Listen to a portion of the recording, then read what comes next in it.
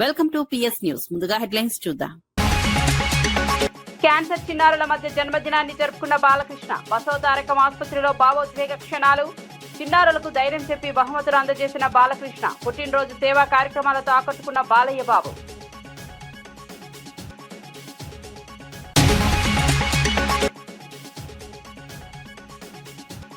Rajya Sabha nomination వివాదంపై బీజేపీని తప్పుపట్టిన చామల. ప్రజాస్వామ్య విలువలకు విరుద్ధంగా వ్యవహరిస్తున్నారన్న ఎంపీ.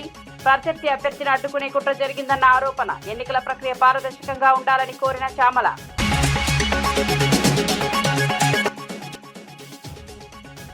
స్టీల్ ప్లాంట్ ప్యాకేజీపై కేంద్రాన్ని విమర్శించిన జగన్. ఉద్యోగుల సంక్షేమానికి ప్యాకేజీ ఉపయోగం లేదన్న జగన్.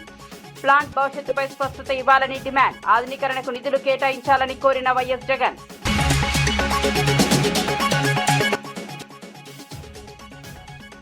పాలమూరు ప్రాజెక్టుపై ప్రభుత్వాన్ని తప్పుపెట్టిన రామచందర్.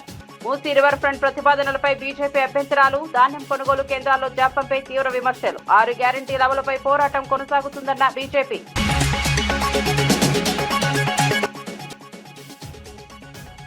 చిన్నారి అదృశ్యంపై ప్రభుత్వాన్ని నిలదీసిన వరద కళ్యాణి. 4 రోజులైనా స్పందన లేదంటూ విమర్శించిన ఎమ్మెల్సీ. చిన్నారి ఆచూకీ కోసం ప్రత్యేక చర్యలు తీసుకోవాలని డిమాండ్. ప్రజల భద్రతపై ప్రభుత్వం అప్రమత్తంగా ఉండాలన్న కళ్యాణి. ఇక వార్త వివరాల్లోకి వెళ్తే, నందమూరి బాలకృష్ణ తన జన్మదిన వేడుకలను హైదరాబాద్ లోని బసవతారకం ఇండో అమెరికన్ క్యాన్సర్ ఆసుపత్రిలో ప్రత్యేకంగా నిర్వహించారు. క్యాన్సర్ తో పోరాడుతున్న చిన్నారుల మధ్య కేక్ కట్ చేసి వారితో ఆప్యాయంగా గడిపారు. చిన్నారులతో మాట్లాడి వారి ఆరోగ్య పరిస్థితులను తెలుసుకుంటూ ధైర్యం చెప్పారు. ఆసుపత్రిలో ఏర్పాటు చేసిన ప్రత్యేక కార్యక్రమాల్లో పాల్గొన్న బాలకృష్ణ చిన్నారులకు బహుమతులు అందజేశారు. చిన్నారుల ముఖాల్లో ఆనందం చూడటం తనకు ఎంతో సంతోషాన్ని కలిగించిందని తెలిపారు. అభిమానులు కూడా ఈ కార్యక్రమాన్ని ప్రశంసిస్తూ బాలకృష్ణ మానవతా దృక్పథాన్ని కొనియాడారు. ఆసుపత్రి వైద్యులు సిబ్బంది సందర్భంగా బాలకృష్ణకు జన్మదిన శుభాకాంక్షలు తెలిపారు. చిన్నారుల మధ్య జన్మదినాన్ని జరుపుకోవడం ద్వారా వారికి మరింత ధైర్యం, ఉత్సాహం కలుగుతుందని ఆశాభావం వ్యక్తం చేశారు. ఈ కార్యక్రమం ఆసుపత్రిలో భావోద్వేగ పూర్విత వాతావరణాన్ని కలిగించింది. మా పాలకవర్గం ఏదైతే ఉందో వాళ్ళ సంకల్ప బలీయం తప్పకుండా అది నెరవేరుతుంది అని మీ అందరూ తెలియజేసుకుంటున్నాను. అలాగే వయసు అనేది జస్ట్ ఇట్స్ నంబర్ నా దృష్టిలో. అందుకే అంటుంటాను, హిందువులు కూడా అన్నా అంటే उम्र 50 पार है लेकिन शक्ल मेरी 30 की जैसी. मुझे कोई अंकल या चीचा कहा उसकी तो ऐसी की तैसी है नहीं. సో నథింగ్, అందరూ అక్కడ వయసుతో పని లేదు. సో చేసుకుంటూ పోవడమే. ఆ భగవంతుడు ఇచ్చిన అవకాశాన్ని మనం ఉపయోగించుకుంటూ దాన్ని మనం చేతుల్లో ఉంది. ఎంత భగవంతుడి చేతుల్లో ఉండదు. కొంత మమాత్మ సర్వభూతాత్మ అంటాం. నాలో ఉన్న ఆత్మే అన్ని జీవరాశుల్లో ఉన్నవి. అందుకే అంటాను నేను, ఆ చార్ల్స్ మెకేది కూడా అప్పుడు కోట్ చేయడం జరిగింది. ఏంటంటే, you have no enemies you say but alas my friend your boast is very poor అని.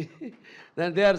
విశాఖపట్నంలోని 7 హిల్స్ ఆసుపత్రికి చేరుకున్న వైఎస్ఆర్సీపీ అధినేత మాజీ ముఖ్యమంత్రి YS Jaganmohan Reddy Visakha steel plant ప్రమాదంలో గాయపడిన బాధితులను పరామర్శించారు. ఆసుపత్రిలో చికిత్స పొందుతున్న కార్మికులను కలిసి వారి ఆరోగ్య పరిస్థితులను అడిగి తెలుసుకున్నారు.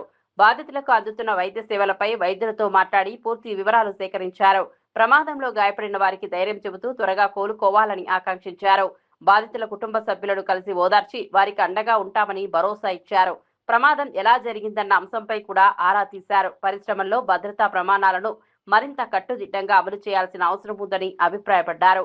బాధిత కుటుంబాలకు అన్ని విధాల సహాయం అందాలని కోరారు.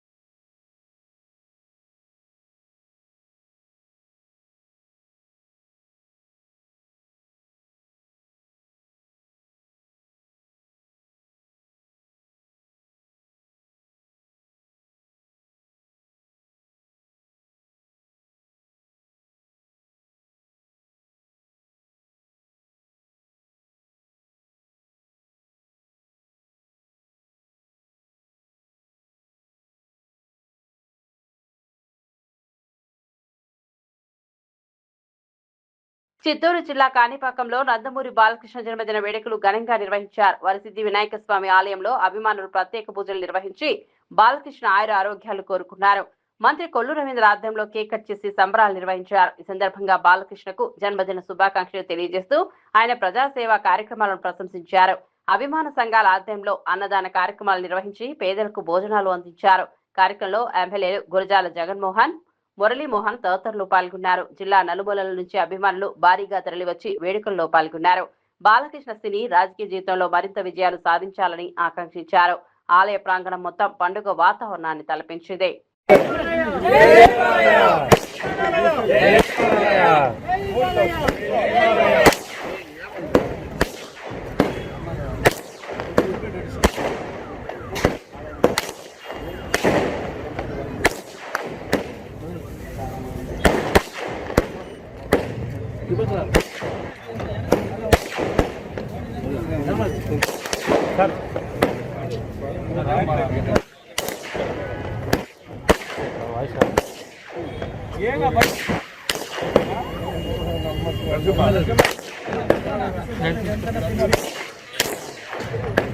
ఓకే సార్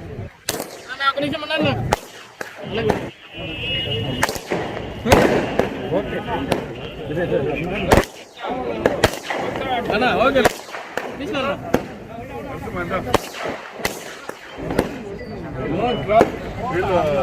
ఎప్పుడు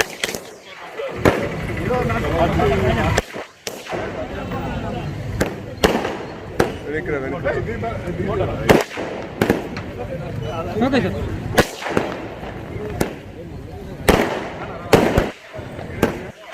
తీసుకున్నాం అవునన్నా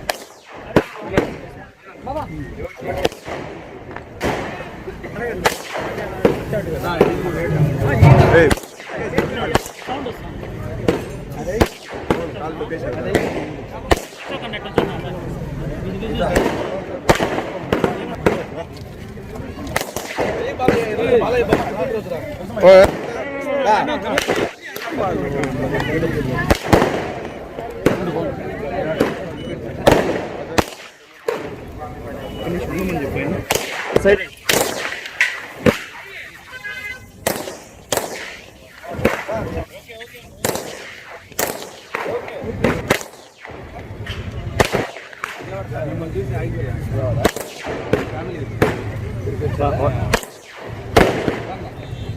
ఫోన్ కొద్దిగా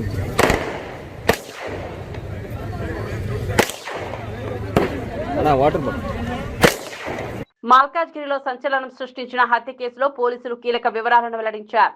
నిందితుడు అరుణ్ తన భార్య నిషారాణిపై అనుమానం పెంచుకుని గన్తో కాల్చి హత్య చేసినట్లు దర్యాప్తులో తేలింది. మొదటి భార్యకు విడాకులు ఇచ్చిన అనంతరం ఆమె చెల్లెలైన నిషారాణిని వివాహం చేసుకున్నట్లు పోలీసులు తెలిపారు. గత 6 నెలల క్రితం అక్రమంగా రివాల్వర్ కలిగి ఉన్న కేసులో అంబర్పేట పోలీసులు అరెస్ట్ చేసి జైలుకు పంపినట్లు వెల్లడించారు. ఇటీవల భార్యపై అనుమానాలు పెరగడంతో తీవ్ర మనస్తాపానికి గురైన అరుణ్ ఈ దారుణానికి పాల్పడినట్లు తెలిపారు. ఘటన అనంతరం పోలీసులు కేసు నమోదు చేసి విచారణ చేపట్టారు. నిందితులను అదుపులోకి తీసుకుని ఆయుధం స్వాధీనం చేసుకున్నారు. కుటుంబ కలహాలు, అనుమానాలు ఎంతటి విషాదాలకు దారితీస్తాయో ఈ ఘటన మరోసారి గుర్తు చేసింది. ఈరోజు మార్నింగ్ 5:30, 6 o'clockలో మాకు డైరెక్ట్ కాల్ వచ్చేసింది. అందులో మారుతి నగర్లో ఒక ఫైర్ అయిపోయి ఒక లేడీ చనిపోయిందని చెప్పగానే ఇమ్మీడియట్గా మా పెట్రోల్ కారు రీచ్ అయింది. ఆ కన్ఫర్మ్ చేసుకోగానే ఇన్ఫార్మ్ చేసేస్తే ఇన్స్పెక్టర్ సత్యనారాయణ ఇమ్మీడియట్గా రీచ్ అయ్యారు. అతను స్పాట్ చూసిన తర్వాత సీనియర్ ఆఫీసర్లకు ఇన్ఫార్మ్ చేయడం జరిగింది. మీన్వైల్ నేను మా డీసీపీ మల్కాగిరి శ్రీధర్ సార్ అందరూ కూడా మారుతి నగర్ సీన్ ఆఫ్ ఈవెంట్స్కు రావడం జరిగింది. వచ్చిన తర్వాత అబ్జర్వ్ చేస్తే అక్కడ ఫైరింగ్ అయింది. అక్కడ 3 రౌండ్ల ఎంటీ కార్ట్రిడ్జ్ పడిపోయినాయి. పూల్ ఆఫ్ బ్లడ్లో ఉన్నది అమ్మాయి, హెడ్ ఇంజరీ అయి ఉన్నది. తెలుసుకుని భర్త అక్కడ ఏం లేడు. అయితే అరుణ్ వాళ్ళ మదర్ లక్ష్మమ్మ ఆమెను ఎగ్జామ్ చేసేస్తే మార్నింగ్ 5 o'clock అట్లా చప్పుడిని పడింది అత్తమ్మ అన్నట్టు. ఆమె అక్కడ రీచ్ అయ్యేలోపే సౌండ్ వచ్చేసింది. ఆమెకు సౌండ్ విన్నది. ఆమె పోయి చూసేవారికి అక్కడ పడిపోయినది. అరుణ్ అక్కడ పారిపోయినప్పటికీ వెళ్ళాడు. భార్యపై అనుమానం ఉన్నట్టు తెలిసింది. కానీ ఎందుకు ఎక్కడ అనేది ఎగ్జాక్ట్ కాజ్ అనేది మేము అరెస్ట్ చేయగలిగితేనే చెప్పేస్తాము, ఇమీడియట్గా అరెస్ట్ చేస్తాం. దాని గురించి ఒక 3 టీములు ఫామ్ చేశాము. ఎంత తొందరలో పట్టుకుంటూ చేస్తాం. విశాఖ స్టీల్ ప్లాంట్ కు ప్రకటించిన 11,440 కోట్ల ప్యాకేజీపై మాజీ ముఖ్యమంత్రి వైఎస్ జగన్మోహన్ రెడ్డి విమర్శలు చేశారు. ఈ ప్యాకేజీ ఉద్యోగుల సంక్షేమం కోసం కాదని, ఫ్యాక్టరీ భద్రతా ప్రమాణాల పెంపు కోసం కూడా కాదని పేర్కొన్నారు. ప్రధానంగా వీఆర్ఎస్ చెల్లింపులు, బ్యాంకు రుణాలు, జీఎస్టీ బకాయిల పరిష్కారం కోసం ఈ నిధులు కేటాయించారని ఆరోపించారు. కార్మికుల భవిష్యత్తు, ప్లాంట్ ఉత్పాదకత పెంపు, ఆధునీకరణ వంటి అంశాలకు ప్రాధాన్యం ఇవ్వాల్సిందని అభిప్రాయపడ్డారు. విశాఖ ఉక్కు పరిశ్రమల రాష్ట్ర ప్రజల ఆత్మగౌరవానికి ప్రతీక అని పేర్కొన్నారు. ప్లాంట్ భవిష్యత్తుపై ప్రభుత్వం స్పష్టమైన హామీ ఇవ్వాలని డిమాండ్ చేశారు. కార్మికుల సంక్షేమం, ఉద్యోగ భద్రతకు సంబంధించి పూర్తి వివరాలు వెల్లడించాలని కోరారు. పరిశ్రమ అభివృద్ధికి ఉపయోగపడే విధంగా నిధులు వినియోగించాలన్నారు. ప్లాంట్ను నిలబెట్టగలిగే పరిస్థితికి వివరిస్తూ ఏ రకంగా చేస్తే ఈ ప్లాంటు నిలబడగలుగుతుంది అని చెప్పి సలహాలు ఇస్తూ ప్రధానమంత్రి గారికి లేఖ కూడా రాశాం. 9వ తారీఖున లేఖ రాశాం. అదే మాదిరిగా ఫిబ్రవరి 6 కూడా 2వ లేఖ కూడా రాశాం. ఫిబ్రవరి 6 కూడా 2వ లేఖ కూడా రాశాం. ఫిబ్రవరి 6, మార్చి 9. అది చూపించు. 2 లేఖలు ప్రధానమంత్రి గారికి రాశాం. ఫిబ్రవరి 6, మార్చి 9. దీని తర్వాత మేలో 2021 మేలో ఏకంగా అసెంబ్లీలో తీర్మానం చేశాం. ఇది అసెంబ్లీలో తీర్మానం చేసిన మినిట్స్. ఎట్టి పరిస్థితుల్లోనూ స్టీల్ ప్లాంట్ను ప్రైవేటైజ్ చేయడం అన్నది అన్యాయము, చేయొద్దండి అని చెబుతూ ఏ రకంగా ఈ ప్లాంట్ను గొప్పగా నిలబెట్టగలుగుతాము, ఏ రకమైన మార్పులు చేర్పులు చేయగలిగితే ఈ ప్లాంటు బ్రహ్మాండంగా నడిచే పరిస్థితి ఉంటుంది అని చెప్పి కూడా వివరిస్తూ సలహాలు కూడా ఇచ్చాం. ఈ సలహాలన్నీ కూడా ఇస్తూ అసెంబ్లీలో తీర్మానం చేసి, therefore the House unanimously resolves to oppose the decision of the Government of India on strategic disinvestment of Government of India's shareholding in RINL Visakhapatnam, along with the management control by way of privatization. Also resolved to request the Government of India to consider the measures suggested by the Honorable Chief Minister of Andhra Pradesh in his letter dated 6th February 2021 and 9th March 2021 to make RINL profitable and remain the pride of Telugu people and the state of Andhra Pradesh. ఈ మాదిరిగా అసెంబ్లీలో తీర్మానాలు సైతం చేసి ప్రైవేటైజేషన్ను అడ్డుకోగలిగాం, ఆపగలిగాం, ఎంప్లాయీస్కు తోడుగా నిలబడగలిగాం. అంతేకాదు ప్రధానమంత్రి గారు విశాఖపట్నం వచ్చినప్పుడు నవంబర్ 12, 2022 సాక్షాత్తు ప్రధానమంత్రి గారి సమక్షంలోనే ప్రైవేటైజేషన్కు ఆపండి అని చెప్పి కూడా ప్రధానమంత్రి గారిని కోరడం కూడా జరిగింది. పబ్లిక్ మీటింగ్లో ప్రధానమంత్రి గారి సమక్షంలోనే. కాకినాడలో చిన్నారి కనిపించకుండా పోయి 4 రోజులు గడిచినా ప్రభుత్వం స్పందించడం లేదని వైఎస్ఆర్సీపీ ఎమ్మెల్సీ వరద కళ్యాణి విమర్శించారు. ప్రజల భద్రత విషయంలో ప్రభుత్వం మరింత అప్రమత్తంగా ఉండాలని సూచించారు. గతంలో మహిళల భద్రతపై తీవ్ర వ్యాఖ్యలు చేసిన నాయకులు ఇప్పుడు ఈ ఘటనపై ఎందుకు మౌనం పాటిస్తున్నారని ప్రశ్నించారు. చిన్నారి ఆచూకీ కోసం ప్రత్యేక బృందాలు ఏర్పాటు చేసి దర్యాప్తు వేగవంతం చేయాలని డిమాండ్ చేశారు. బాధిత కుటుంబ సభ్యులు తీవ్ర ఆందోళనలో ఉన్నారని, వారికి ప్రభుత్వం అండగా నిలవాలని కోరారు. ప్రతి గంట కీలకమని, పోలీసులు అన్ని కోణాల్లో విచారణ చేపట్టాలని సూచించారు. ప్రజల భద్రతా అంశాన్ని రాజకీయాలకు అతీతంగా చూడాలని పేర్కొన్నారు. చిన్నారి క్షేమంగా తిరిగి కుటుంబ సభ్యుల వద్దకు చేరేలా ప్రభుత్వం చర్యలు తీసుకోవాలని విజ్ఞప్తి చేశారు. కాకినాడ జిల్లా తుని మండలానికి చెందిన చిన్నారి జ్ఞానేశ్వరి కనిపించకుండా పోయి 4 రోజులైంది. కనీసం ఈ విషయంలో ప్రభుత్వం పట్టించుకోవట్లేదు, బాధ్యతగా వ్యవహరించట్లేదు. ఒక మహిళా హోంమంత్రి ఎందుకు ఈ విషయం మీద స్పందించట్లేదు అని నేను అడుగుతున్నాను.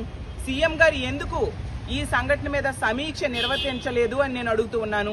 అలాగే డిప్యూటీ సీఎం అయిన పవన్ కళ్యాణ్ గారు తన సొంత జిల్లా ఇది, అతను మంత్రిగా ఉన్న కాకినాడ జిల్లాలో ఎంత పెద్ద సంఘటన జరిగితే ఎందుకు స్పందించట్లేదు? గతంలో అయితే 30,000 మంది అమ్మాయిలు అమ్మాయిలు ఉమెన్ ట్రాఫికింగ్కి గురయ్యారు అని చెప్పి స్టేట్మెంట్స్ ఇచ్చారు కదా. ముందు మీ సొంత జిల్లాలో ఒక అమ్మాయి కనిపించకుండా పోయి 4 రోజులైంది. దీని మీద స్పందించండి, పోలీసు యంత్రాంగాన్ని అప్రమత్తం చేయండి, ఆ వెతుకులాటని స్పీడప్ చేయండి అని పవన్ కళ్యాణ్ గారిని కోరుతూ ఉన్నాను. అసలు ఈ చిన్నారి కనిపించకపోవడము, వెతకడము అనేది ఒక్క కుటుంబం తాలూకా బాధ్యత కాదు, మొత్తం సమాజము అలాగే ప్రభుత్వ యంత్రాంగం తాలూకా బాధ్యత. 4 రోజులైంది. ఆమెతో పాటు ఒక కుక్క కూడా వెళ్ళింది, మళ్ళీ ఆ కుక్క వెనక్కి తిరిగి రావడం కూడా జరిగింది. అసలు ఇది ప్రమాదమా లేదంటే యాదృచ్ఛికంగా జరిగిందా, అసలు ఆ పాప ఏమైంది, ఇంకేమైనా సంఘటనలు జరిగాయా అనేది తెలుసుకోవాలి. ₹1,00,000 కాంపన్సేషన్ పట్టించిన వాళ్ళకి ప్రకటించడం కాదు, అంతకంటే ఎక్కువ ప్రకటించైనా సరే ప్రభుత్వం మరింత పరిజ్ఞానాన్ని ఉపయోగించి అయినా సరే, మరింతమంది పోలీసు యంత్రాంగాన్ని పెట్టి అయినా సరే ఈ పాపని వెంటనే కనుక్కోవాల్సిన బాధ్యత ప్రభుత్వం మీద ఉంది. దీని మీద వెంటనే ముఖ్యమంత్రి గారు, హోంమంత్రి గారు, డిప్యూటీ సీఎం గారు వెంటనే స్పందించాలి. అలాగే పాపని వెంటనే కనిపెట్టి తల్లిదండ్రులకు అప్పజెప్పాలి. గత 4 రోజులుగా ఆ తల్లిదండ్రులు పడుతున్న వేదన, వాళ్ళ కన్నీరు చూస్తే గుండె తరుక్కుపోయే పరిస్థితి మనకు కనిపిస్తూ ఉంది. ఇప్పటికైనా ప్రభుత్వం స్పందించి ఈ పాపని వెంటనే కనిపెట్టి తల్లిదండ్రులకి అప్పజెప్పాల్సిందిగా కోరుతూ ఉన్నాను. మధ్యప్రదేశ్ రాజ్యసభ ఎన్నికల్లో కాంగ్రెస్ అభ్యర్థి మీనాక్షి నటరాజన్ నామినేషన్ తిరస్కరణ వెనుక రాజకీయ కుట్ర ఉందని బోడిగిరి ఎంపీ చామల కిరణ్ కుమార్ రెడ్డి ఆరోపించారు. ఎమ్మెల్యేల సంఖ్య ప్రకారం బీజేపీకి 2 స్థానాలు వచ్చే అవకాశం ఉన్నప్పటికీ ముందుగానే 3వ అభ్యర్థిని నిలబెట్టడం వెనుక ప్రత్యర్థి అభ్యర్థిని అడ్డుకోవాలనే ఉద్దేశం కనిపిస్తోందన్నారు. ప్రజాస్వామ్య విలువలను పరిరక్షించుకోవాల్సిన కేంద్ర ప్రభుత్వం అధికార దుర్వినియోగానికి పాల్పడుతోందని విమర్శించారు. ప్రతిపక్షాలను బలహీనపరిచే ప్రయత్నాలు జరుగుతున్నాయని ఆరోపించారు. ఎన్నికల ప్రక్రియ పారదర్శకంగా, నిక్షిప్తపాతంగా ఉండాల్సిన అవసరం ఉందన్నారు. ప్రజాస్వామ్య వ్యవస్థపై ప్రజలకు విశ్వాసం కలిగేలా వ్యవహరించాలని కోరారు. ఎన్నికల వ్యవస్థను రాజకీయ ప్రయోజనాల కోసం ఉపయోగించకూడదని సూచించారు. ప్రజాస్వామ్య పరిరక్షణ కోసం అన్ని పార్టీలు కట్టుబడి ఉండాలని చామల అభిప్రాయపడ్డారు. ముఖ్యంగా గతంలో కూడా మీరు చూసిర్రు, బీజేపీ ఎట్టి పరిస్థితుల ఎన్నికలను వాళ్ళ ఖాతాలలో వేసుకోవాలని ఎన్నో రకాల ప్రక్రియలతో ఈ యొక్క స్వతంత్రత ఉన్నట్టు వాళ్ళ రాజకీయ లబ్ధి కోసం వ్యవహారం చేస్తుర్రో ఇది భారతదేశంలో ఈ గత 10 సంవత్సరాల నుంచి పలు సార్లు మనం చూసినటువంటి పరిస్థితి. ముఖ్యంగా నేను ఒక్కటే చెప్పదలుచుకున్నా, ఒకవేళ 3 రాజ్యసభ ఎన్నికలు జరుగుతుంటే మధ్యప్రదేశ్లో కాంగ్రెస్ పార్టీకి 65 మంది ఎమ్మెల్యేలు ఉన్నప్పుడు 58 మంది ఎమ్మెల్యేలతోటి ఒక రాజ్యసభ వచ్చే అవకాశం ఉన్నప్పుడు 3వ రాజ్యసభ అభ్యర్థిగా బీజేపీ ఎట్లా పెట్టింది అనేది ఫస్ట్ క్వశ్చన్. నాకు 3 రాజ్యసభలో 2 బీజేపీకి వచ్చే అవకాశం ఉంది, 1 కాంగ్రెస్కి వచ్చే అవకాశం ఉంది. అంటే బీజేపీకి ఉన్న ఓట్ల ప్రకారము, ఎమ్మెల్యేల ప్రకారము 2 రాజ్యసభలే వస్తాయి. కానీ మొదటి నుంచే మూడో రాజ్యసభను పెట్టి వాళ్ళకున్న కాన్ఫిడెన్స్ ఏంది? ఏ విధంగానైనా కాంగ్రెస్ పార్టీ అభ్యర్థిని పక్క తప్పియాలన్న ఆలోచన ముందు నుంచి ఉన్నట్టుగానే తెలుస్తుంది. ఈ విధంగా ఇంత దౌర్జన్యంగా, ప్రణాళికబద్ధంగా, అక్కడ సబ్జెక్టుకు సంబంధం లేకుండా ఏ విధంగానైతే ఈరోజు ఇంత దౌర్జన్యానికి పాల్పడుతుందో ఎలక్షన్ కమిషన్ ఆఫ్ ఇండియా, ఇప్పుడు 12 గంటలకు వాళ్ళు తీసుకునేటువంటి నిర్ణయాన్ని బట్టి దేశ ప్రజలు ఆలోచించాల్సిన అవసరం ఉంది. ఎందుకంటే దౌర్జన్యం అంటే ఇక రాజకీయాలలో ఏం లేదు, ఇక వేరే ఆలోచన. ప్రతిపక్ష పార్టీలను నిర్వీర్యం చేయడము, ఇటు పార్లమెంట్లో మన ఆమ్ ఆద్మీకి సంబంధించినటువంటి 7 ఎంపీలను తీసుకోవడమే కాదు, ఎక్కడ ఎన్నికలు జరిగినా కానీ ఇట్లా రిజెక్ట్లు చేయడము, ఏ సంబంధం లేకుండా, రూల్స్ పాటించకుండా, ప్రైవేట్ కంప్లైంట్స్ని ఆధారం చేసుకొని, ఒక ప్రైవేట్ కంప్లైంట్కి ఏం శాంటిటీ ఉంటుందని అడుగుతున్నా నేను. ఒక ప్రైవేట్ కంప్లైంట్ని తీసుకొని ఆధారంగా ఈరోజు తెలంగాణ నుంచి ప్రైవేట్ కంప్లైంట్ని డిక్లేర్ ఎందుకు చేయలేదని చెప్పి మీనాక్షి నటరాజన్ గారి అప్లికేషన్ రిజెక్ట్ చేసినట్టుగా మాకు సమాచారం అందింది. బిఎన్ఎస్ఎస్ సెక్షన్ 233 ప్రకారము ఎట్టి పరిస్థితుల్లో ప్రైవేట్ కంప్లైంట్ అనే దాన్ని ఫామ్ 26 అఫిడవిట్లో రాయాల్సిన అవసరం లేదనేది రూలు. మరి ఆ రూల్కి విరుద్ధంగా ఇంత దౌర్జన్యంగా అంటే ఎవరు పట్టించుకోరేనా? నరేంద్ర మోడీ గారు మీకు ఒకటే చెప్తున్నా, ముఖ్యంగా మీరు భారతదేశంలో అత్యధిక కాలము ప్రధానమంత్రిగా ఈ రోజు నుంచి మీరు గతంలో నెహ్రూ గారి రికార్డు బ్రేక్ చేసినా అని సంబరాలు చేసుకుంటున్నట్టు. ఎన్ని సంవత్సరాలు మనం అధికారంలో ఉన్నామని కాదు, ఎంత స్వచ్ఛందంగా, ఎంత ప్రజాస్వామ్య. ముఖ్యమంత్రి రేవంత్ రెడ్డిపై వ్యక్తిగత విమర్శలు చేయడం సరికాదని ప్రభుత్వ విప్ వేములవాడ ఎమ్మెల్యే ఆది శ్రీనివాస్ అన్నారు. రాష్ట్ర అభివృద్ధి, సంక్షేమమే ప్రభుత్వ ప్రధాన లక్ష్యమని స్పష్టం చేశారు. తెలంగాణకు కేంద్రం నుంచి రావాల్సిన నిధులు, ప్రాజెక్టులు, హామీల విషయంలో బీజేపీ నేతలు తమ బాధ్యతలు నిర్వర్తించడంలో విఫలమయ్యారని విమర్శించారు. రాష్ట్ర ప్రయోజనాల కోసం కేంద్రంపై ఒత్తిడి తీసుకురావాల్సిన నాయకులు రాజకీయ విమర్శలకే పరిమితమవుతున్నారని పేర్కొన్నారు. ప్రభుత్వం అమలు చేస్తున్న సంక్షేమ పథకాలు ప్రజలకు నేరుగా లబ్ధి చేకూరుతున్నాయని చెప్పారు. రాజకీయ ఆరోపణల కంటే అభివృద్ధి అంశాలపై చర్చ జరగాలని సూచించారు. ప్రజల ఆశయాలకు అనుగుణంగా ప్రభుత్వం ముందుకు సాగుతోందన్నారు. తెలంగాణ అభివృద్ధి కోసం అందరూ కలిసి పనిచేయాల్సిన అవసరం ఉందని ఆది శ్రీనివాస్ పిలుపునిచ్చారు.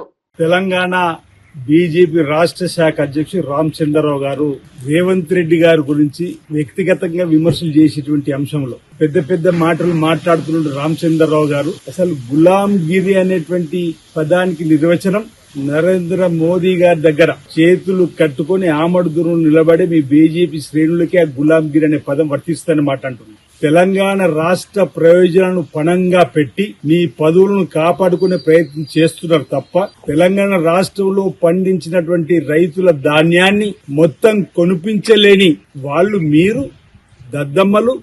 మా గురించి మాట్లాడే అర్హత మీకు ఉందని మేము అడుగుతా ఉన్నాం.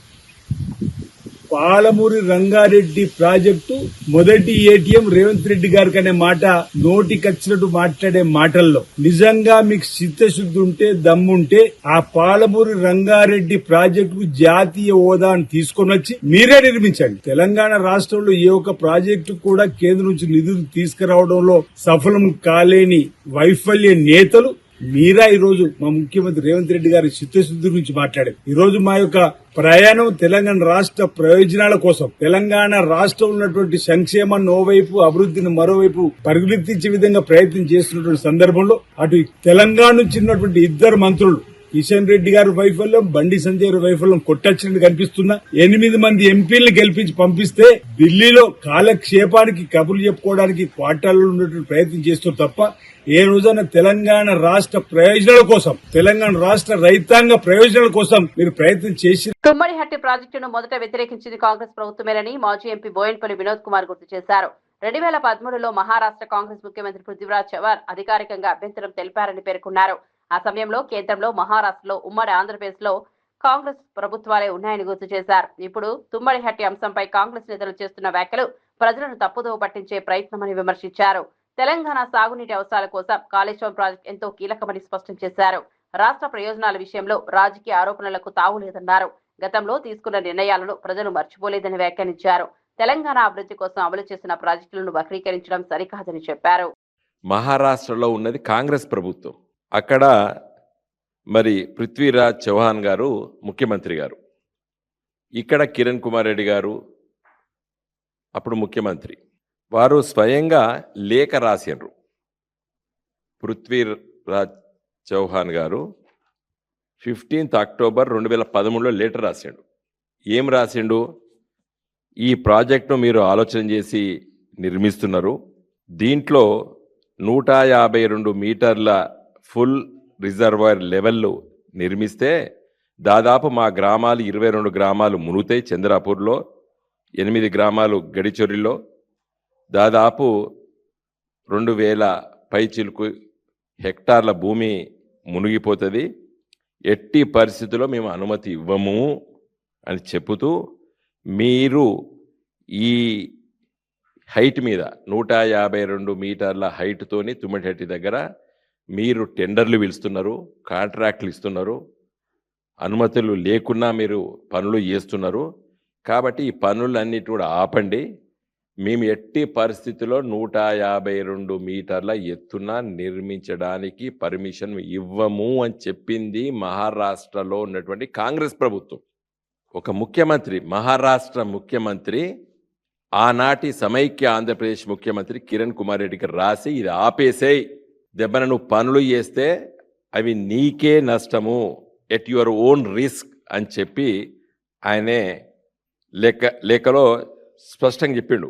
ఇది అన్ఫ్రూట్ఫుల్ ఎక్స్పెండిచర్, పనికి మాలిన ఖర్చు అని చెప్పి కూడా కాంగ్రెస్ ముఖ్యమంత్రి తుమ్మడిహట్టి దగ్గర కట్టద్దని చెప్పి కాంగ్రెస్ ముఖ్యమంత్రి కిరణ్ కుమార్ రెడ్డి గారికి లేఖ 2013లో రాసిండు. కేంద్రంలో కూడా కాంగ్రెస్ ప్రభుత్వం మన్మోహన్ సింగ్ గారు, ఇది మేము చాలాసార్లు చెప్పినాం. మా హరీష్ గారు 100 సార్లు చెప్పిండి ముచ్చట.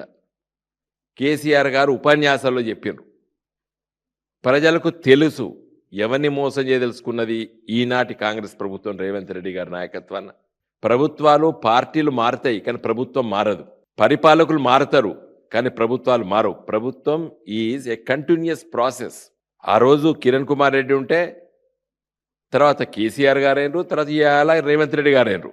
వ్యక్తులు మారుతారు కానీ ప్రభుత్వం ఒకటే ప్రభుత్వం నడిచేది. ఎవరిని మోసం చేయడానికి ఇలా కాంగ్రెస్ బీజేపీ వాళ్ళు రోజు ఒకరి మీద ఒకరు ఆరోపణలు చేసుకుంటే పత్రికలని ప్రముఖంగా రాస్తున్నాయి.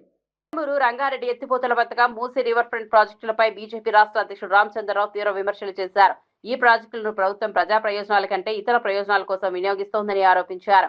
మూసీ అభివృద్ధికి తమకు వ్యతిరేకత లేదని, కానీ గాంధీ సరోవర్ ప్రతిపాదనపై అభ్యంతరం ఉందన్నారు.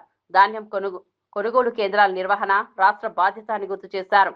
దేశంలో కొనుగోలు అయ్యే ధాన్యంలో సగానికి పైగా తెలంగాణ నుంచే వస్తోందని పేర్కొన్నారు. పంట దిగుబడుల అంచనాల్లో ప్రభుత్వం విఫలమైందని ఆరోపించారు. కొనుగోలు కేంద్రాల ప్రారంభంలో జరిగిన జాప్యం రైతులకు ఇబ్బందులు కలిగించిందన్నారు. ప్రజలకు ఇచ్చిన 6 గ్యారంటీల అమలుపై బీజేపీ పోరాటం కొనసాగిస్తుందని స్పష్టం చేశారు. రైతు సమస్యల పరిష్కారంపై ప్రభుత్వం దృష్టి పెట్టాలని సూచించారు. వాళ్ళు మమ్మల్ని ఆరోపణ చేస్తున్నారు. మీ ఆరోపణ తీసుకొని సిద్ధంగా ఉన్నాం. దాంట్లో మార్పులు చేయడానికి మేము రికమెండేషన్ అడుగుతున్నాం. ఎక్కడో చోట పొరపాటు జరిగినవచ్చు, నేను జరగలేదని అనట్లేదు. ఆ పొరపాటు ఎందుకు జరిగింది, ఎట్లా జరిగింది, దాని మీద ఎంక్వైరీ జరుగుతుంది. ఇంకా రాబోయే రోజుల్లో ఏ విధంగా ఫుల్ ప్రూఫ్ ఎగ్జామినేషన్ పెట్టాలనే ఆలోచన చేయాలి. కానీ ఈ టైంలో మనం విద్యార్థులు రెచ్చగొట్టి వాళ్ళ జీవితాలతో ఆడుకొని రాజకీయంగా వాడటం అనేది ప్రభుత్వం మీద కానీ మినిస్టర్ మీద కూడా ఇది తప్పు అని నేను అంటున్నాను. Thank you.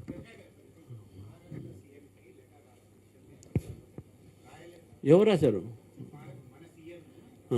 లెటర్ చూపెట్టమని చెప్పండి. లెటర్ చూపెట్టమని చెప్పండి, నేను అప్పుడు మాట్లాడతా. నేను ఆయన రాయలేదు, అబద్ధాలు ఆడుతున్నాను నేను చెప్తున్నాను. ఆ లెటర్ చూపని చెప్పండి.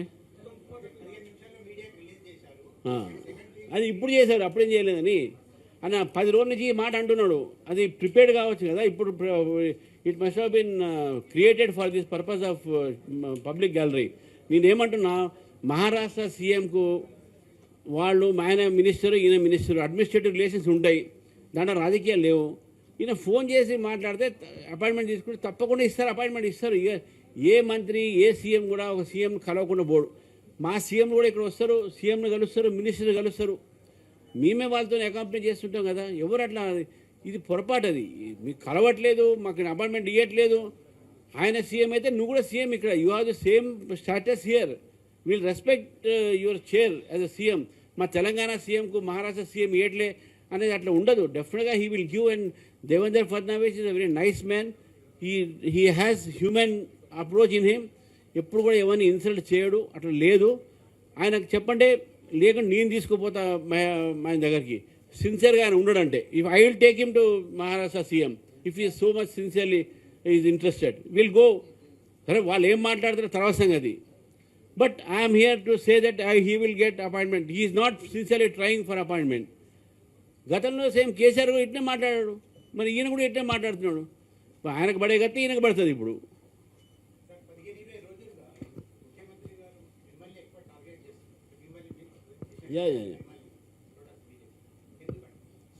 భయపడుతున్నాడు కాబట్టి. ఇప్పుడు మా టార్గెట్ ఎప్పుడు చేస్తారండి? భయపట్టే కదా.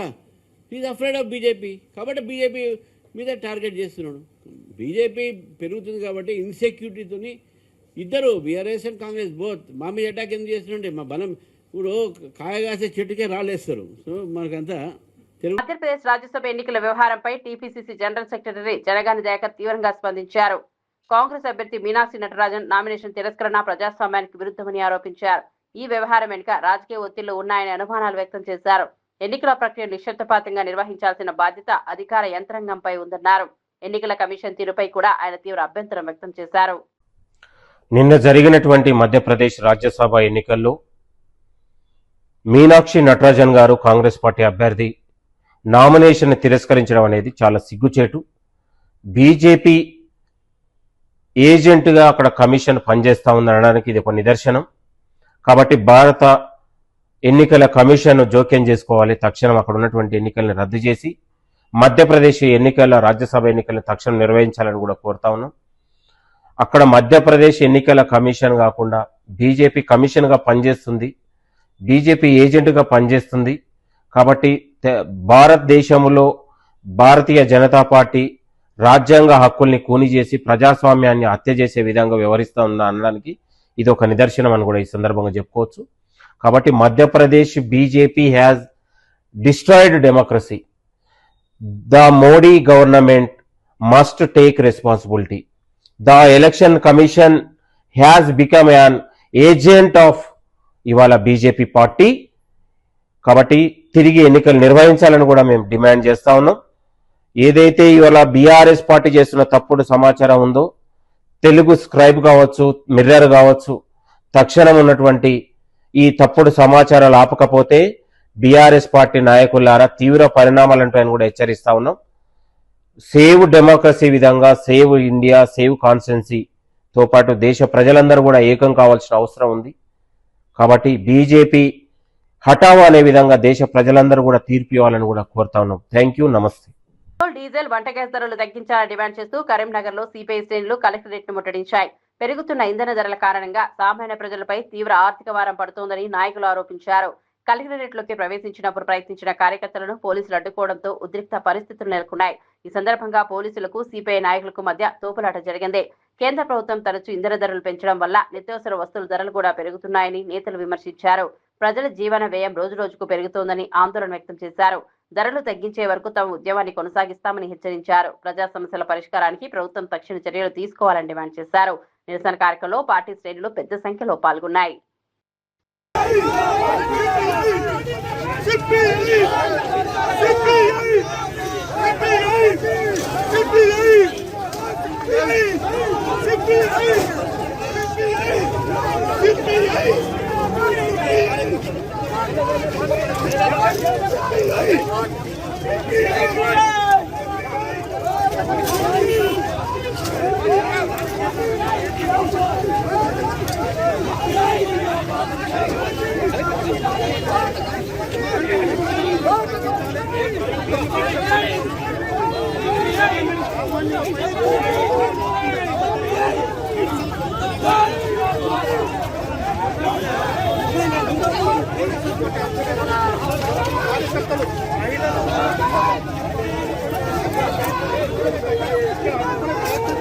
పోలీసులు కూడా భారీగా మోహరించడం జరిగింది. ఎందుకంటే ముందు నుంచి కమ్యూనిస్టులు పెంచిన ధరలు తగ్గించాలని డిమాండ్ చేస్తున్నారు.